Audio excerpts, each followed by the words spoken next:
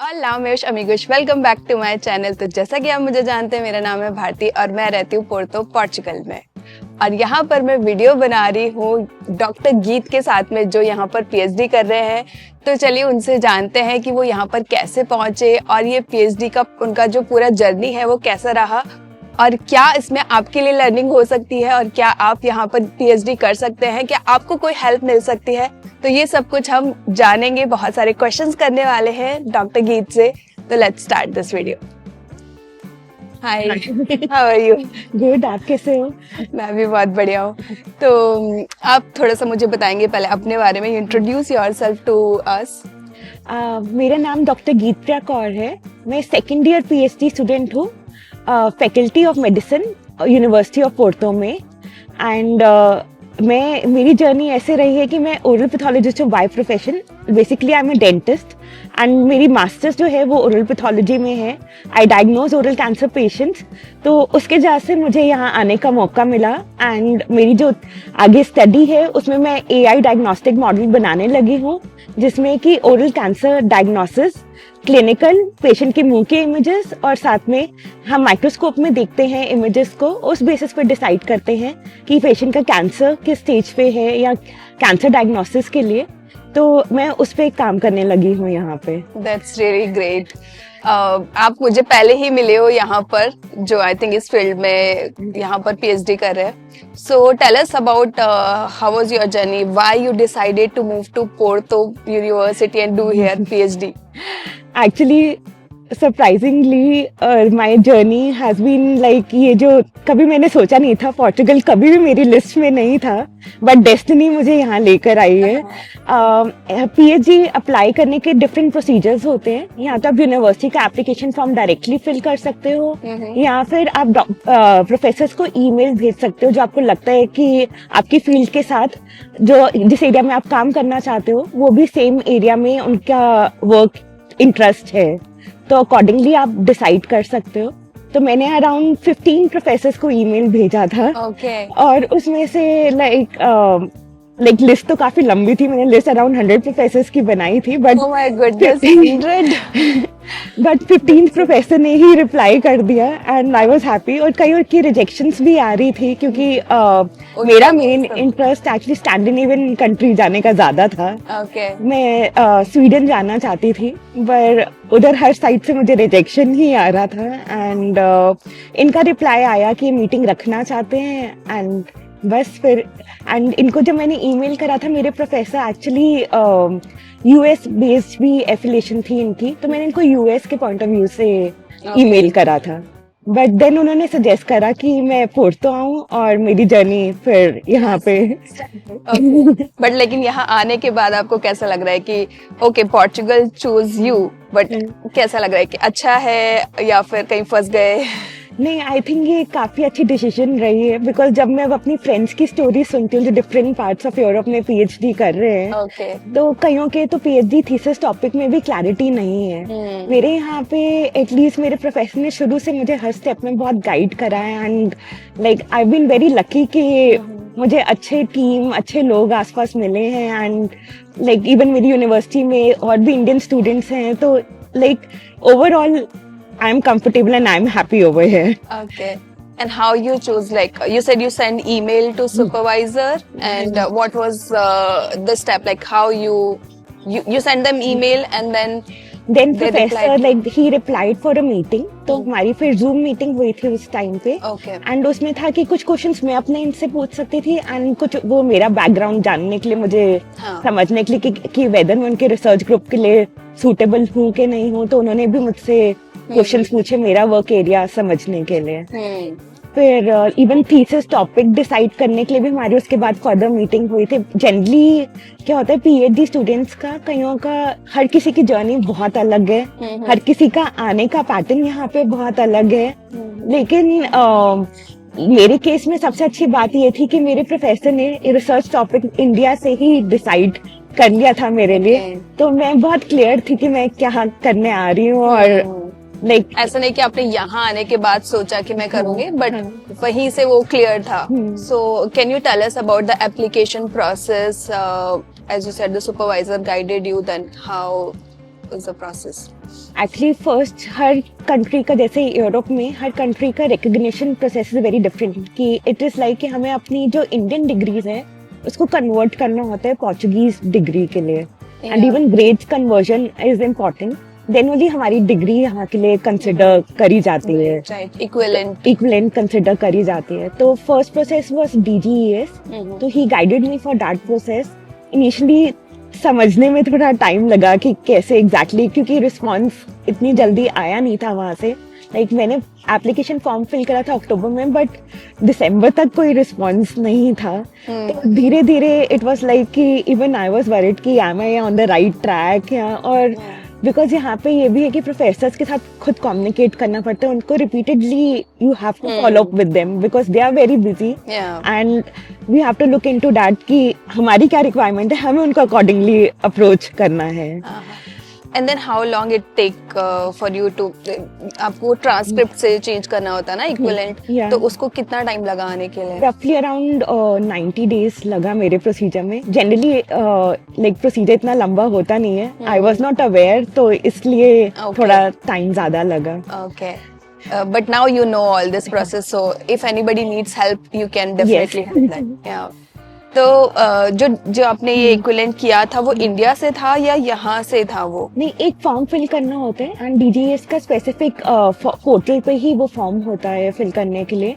But then my professor had shared that with me, तो मैं I could fill it in India. But उसके बाद भी there is a step जो मैं बिल्कुल अवेयर नहीं थी. उसमें क्या होता है कि जब आप वो फॉर्म फिल करते हो, that is not the only procedure.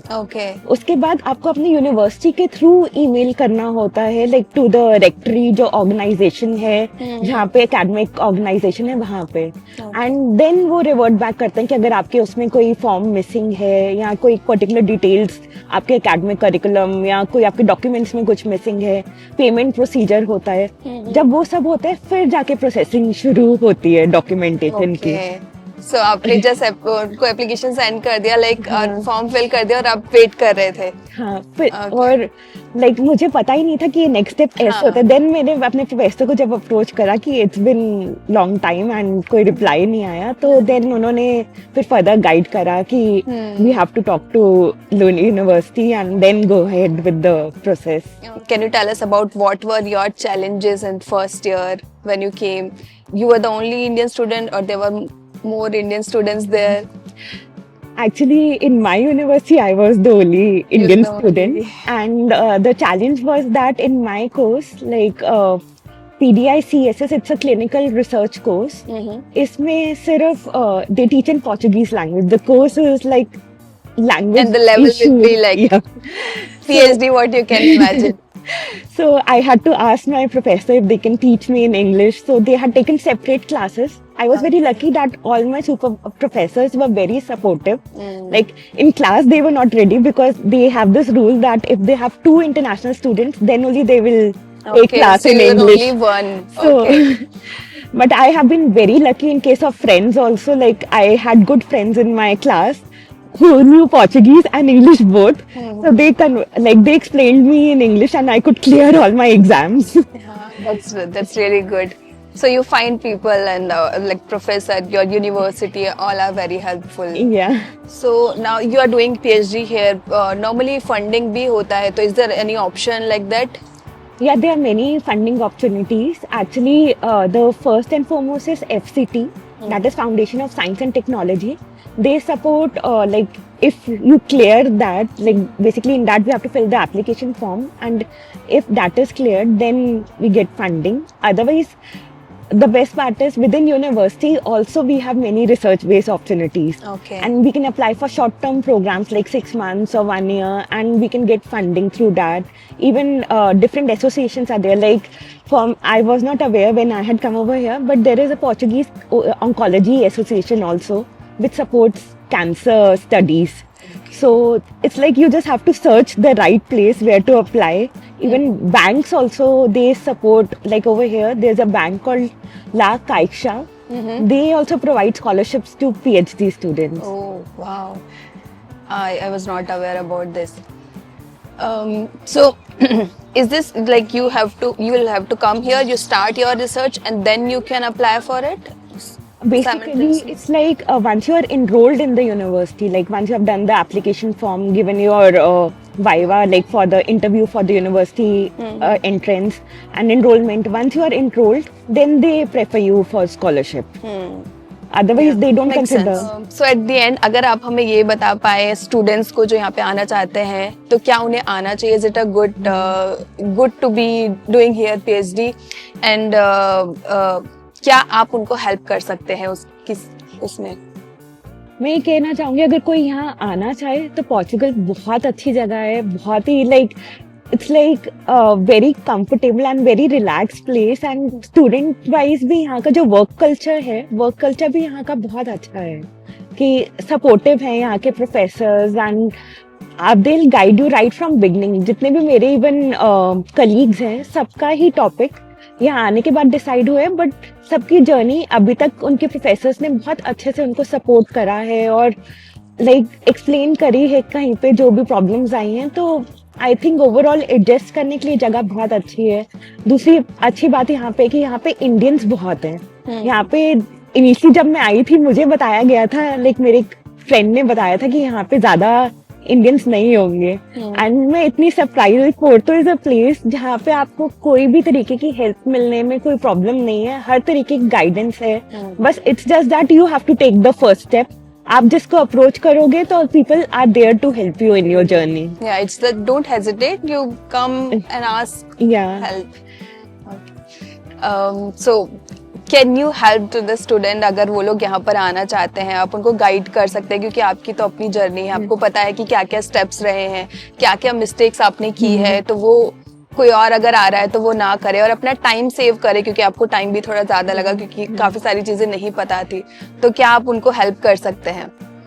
मेरी कोशिश यही है. एक्चुअली मुझे पता है कि क्या मेरी जर्नी में मुझे चैलेंजेस फेस करने पड़े हैं, तो मैं चाहती हूँ कि मैंने इस पर्पस के लिए कंसल्टेंसी बनाई है, PhD consultancy Portugal specific, and मैं स्टूडेंट्स को असिस्ट करूंगी राइट फ्रॉम द टाइम जब प्रोफेसर को अप्रोच करना है for PhD, even application process, enrolment तक. Totally I will help them in the whole procedure. Okay, and for that what they need to do, how they can reach out to you? I'll share my contact details and they can reach out to me. Definitely, we'll share in on the screen and in description as well. So, अगर आप PhD करना चाहते हैं Portugal में, तो आपको पता है कि आपके लिए यहाँ पर गाइड है और यहाँ पर आप कर सकते हैं. पोर्टो भी एक अच्छा ऑप्शन है, या फिर आप कोई और सिटी भी चूज कर सकते हैं.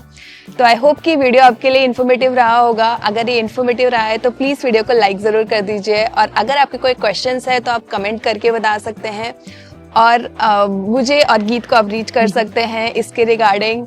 एंड अगर आपने चैनल को अभी तक सब्सक्राइब नहीं किया है तो प्लीज चैनल को सब्सक्राइब कर लीजिए, क्योंकि हम एक नेक्स्ट पार्ट भी लेकर के आने वाले हैं जिसमें हम और डिटेल में इसके बारे में बात करेंगे. मिलते हैं नेक्स्ट वीडियो में. चाओ चाओ. Bye. I forgot to say thank you.